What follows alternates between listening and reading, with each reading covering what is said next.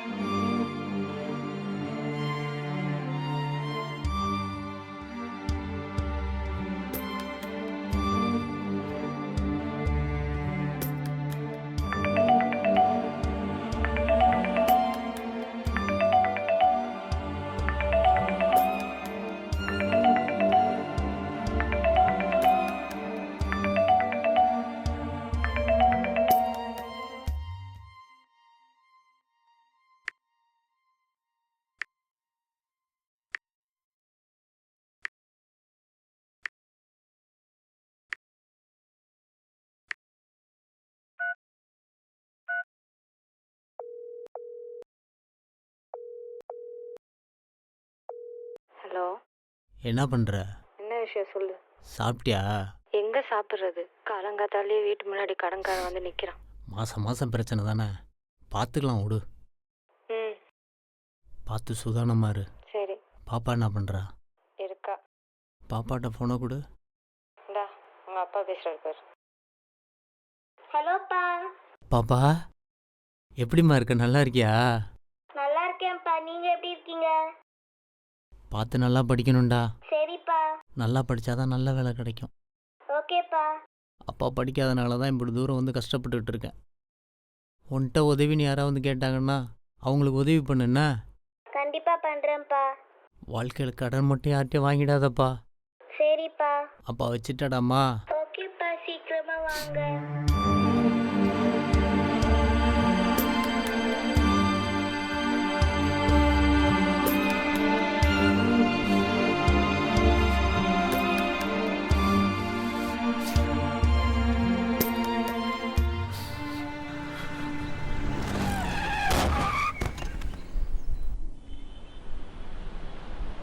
யோ, பார்த்து வர மாட்டியா நீ? ஐயோ, பிளைண்டா நீங்கள்? இந்தாங்க குடிங்க.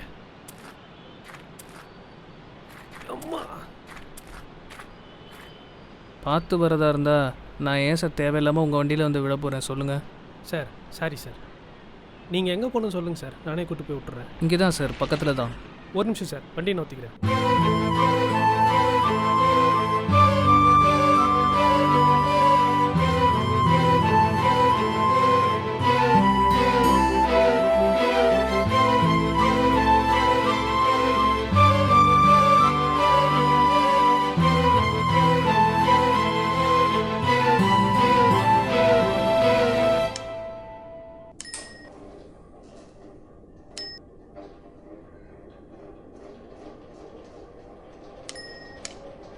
ஈஸ்வரா, ம்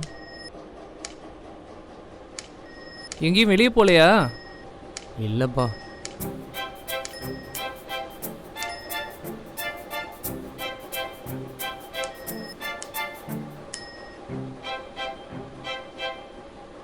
என்ன ஈஸ்வரா, ம் ஏதாவது சாப்பிட்டியா?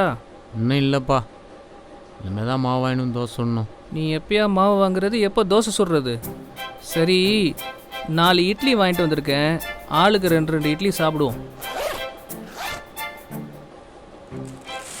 கோச்சுக்காம கொஞ்சம் குடிக்கிற தண்ணி பாட்டிலும் தட்டும் அப்படியே எடுத்துட்டு வாயேன். ம்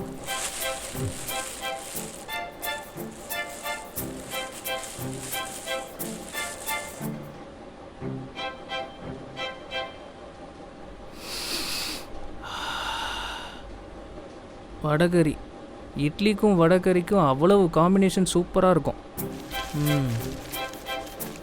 சாப்பிடுப்பா. சூடு ஆடுறதுக்குள்ளே சாப்பிடுப்பா ஈஸ்வர்.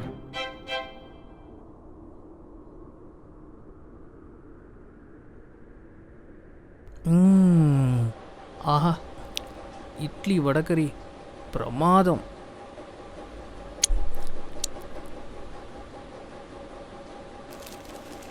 என்ன இட்லி அப்படியே இருக்கு? என்ன ஈஸ்வரா சாப்பிடலையா? இல்லைப்பா, நேற்று நைட்டு சாப்பிட்ட பரோட்டாவை இன்னும் வயிறு மந்தமாக இருக்குப்பா. நான் ஏதாவது பிரெட் வாங்கிட்டு வரட்டா? ஒன்றும் வேணாம்ப்பா. சரி, அப்போ நான் ஒரு இட்லி எடுத்துக்கிறேன். ம். பொசு பொசுன்னு இருக்கு இட்லி. உனக்கு சாப்பிட கொடுத்து வைக்கல ஈஸ்வரா.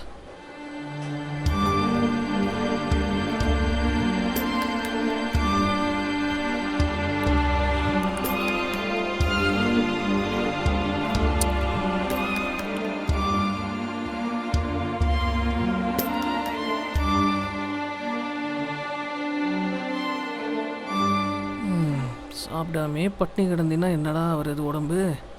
ஹாஸ்பிட்டலுக்கு போகணுன்னா சொல்லு. என்ன ஈஸ்வர், கூப்பிட்டு போகிறேன்.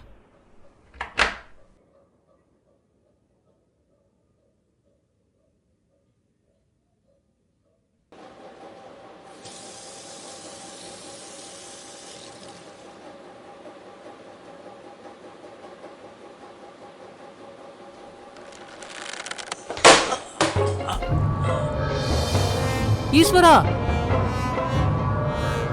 டேய் ஈஸ்வர்,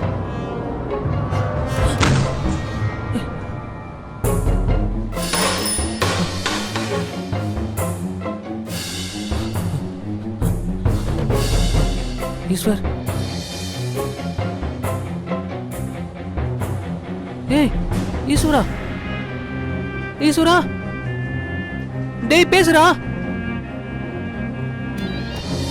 ஈஸ்வர், டேய்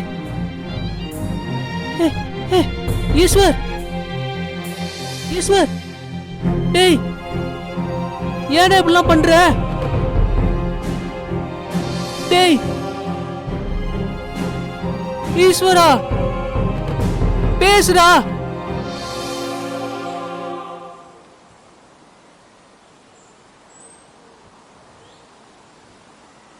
ஏன் ஈஸ்வரா, எதனால இப்படி ஒரு முடிவுக்கு வந்த? எல்லாம் அந்த பாலா போல டீ கடையால் தான். எத்தனை நாளைக்கு தான் அடுத்தவன்ட்ட நான் கை கட்டி நின்று வேலை செய்கிறது? அதான் சொந்தமாக ஒரு டீ கடை வைக்கலான்னு வச்சேன். வச்ச ஒரு மாதத்துலேயே இந்த கொரோனா ஊரடங்கு வந்து என் தொழிலையே பாதிச்சிருச்சு. வட்டிக்கு மேலே வட்டி வாங்கி இப்போ அது என் குறவுலையே பிடிச்சிக்கிட்டு நிற்கிது. கடைக்காரன் என் வீட்டு வாசலில் வந்து நின்னா அதை தாங்குற சக்தி என்கிட்ட இல்லை. அதான் முடிச்சுக்கலாம், ஒரேடியாக முடிச்சுக்கலான்னு முடிவு பண்ணிட்டேன். உன் சூழ்நிலை எனக்கு புரியுது ஈஸ்வரா. ஆனால் தற்கொலை எந்த ஒரு பிரச்சனைக்குமே தீர்வாகாது. உன் கடன் சுமை உன் குடும்பத்துக்கு தான் போய் சேரும். எந்த மனுஷனுக்கு தான்யா பிரச்சனை இல்லை? நான் அனாதையை பிறந்தவன் இல்லையா, அனாதையை ஆக்கப்பட்டவன். பிறக்கும்போது பார்வை இல்லாமல் பிறந்துட்டேன்றதுனால என் குடும்பமே என்னை தூக்கி எறிஞ்சிருச்சு. தெரு தெருவா பிச்சை எடுத்தேன். எல்லாரும் என்ன குருட்டு பிச்சைக்காரன்னு சொல்லி கிண்டல் பண்ணுவாங்க. ஆனால் கிண்டல் பண்ணவங்களே எனக்கு காசும் கொடுப்பாங்க. அந்த காசை வச்சு தான் டீ பன் வாங்கி சாப்பிடுவேன். நானே கஷ்டப்பட்டு பிச்சை எடுத்து வாங்கி வச்சிருக்க காசை மனசாட்சியே இல்லாமல் குடிச்சிட்டு வந்துட்டு சில நாய்ங்க என்னை அடித்து மிதித்து அந்த காசை எடுத்துகிட்டு போவாங்க. சரி, கௌரவமாக வாழலான்னு முடிவு பண்ணேன். எலக்ட்ரிக் ட்ரெயினில் குழந்தைங்களுக்காக பொம்மைகளை விற்று சம்பாரித்தேன். அப்புறம் ஒரு கட்டத்தில் பட்டாணி விற்று என் பட்டினியை போக்கிக்கிட்டேன். திரைப்படத்துறையில் இப்போது பாடல் ஆசிரியராக கௌரவமாக வாழ்ந்துட்டுருக்கேன். குறையோ நிறையோ வாழ்க்கைன்றது வாழ்கிறதுக்கு தான் ஈஸ்வரா, சாகிறதுக்கு இல்லை. இருட்டுக்குள்ளே இருக்கிற நானே வாழணும்னு நினைக்கும் போது இறைவன் அருளால் எந்தவித குறைபாடும் இல்லாமல் வாழ்கிற நீ ஏயா சாகணும்னு யோசிக்கிற? ரயில்வே ஸ்டேஷனில் உன் டீயை வாங்கி குடிக்கிறப்ப தான் நீயும் நானும் பழக ஆரம்பித்தோம். கைவசம் உன்கிட்ட ஒரு தொழில் இருக்குது. வாழ்க்கையை தைரியமாக வாழ கற்றுக்கோ ஈஸ்வரா. நீ சொல்கிறதெல்லாம் சரிதான்ப்பா. உனக்கு உதவின்னு வச்சுக்கோ, 4 பேர் ஓடி வந்து உதவுவாங்க. ஆனால் நான் உதவின்னு கேட்டேன்னு வச்சுக்கேன், என்னை உதைக்க தான் செய்வாங்க. ஆக மொத்தத்தில் நீயும் நானும் இருட்டில் தான் வாழ்கிறோம். இதுதான் உன் பிரச்சனையா? ம், ம், ம்.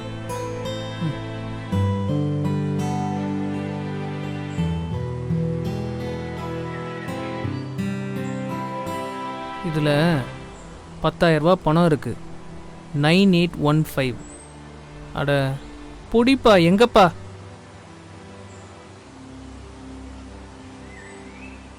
நல்லா டைட்டாக பிடிப்பா. முதல்ல வட்டியை கொடுத்து சமாளிப்போம். அப்புறம் சீக்கிரமாகவே கடன் அடைச்சிருவோம்.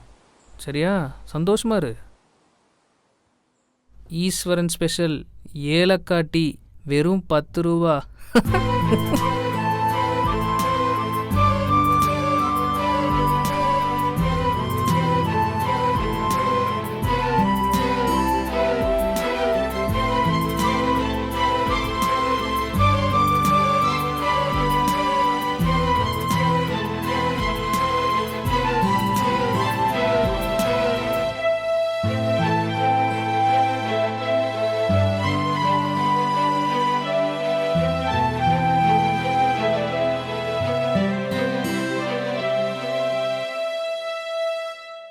இந்தப்பா, டீ சாப்பிட்டு பார்த்துட்டு எப்படி இருக்குன்னு சொல்லு.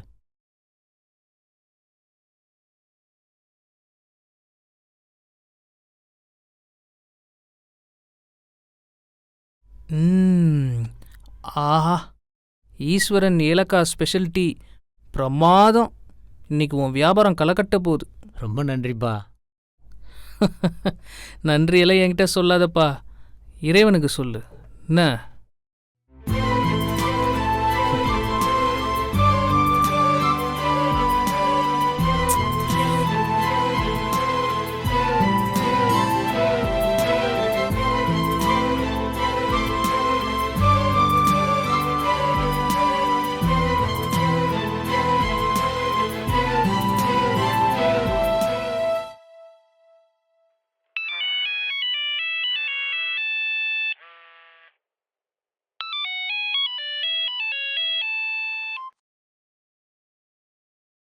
Hello sir.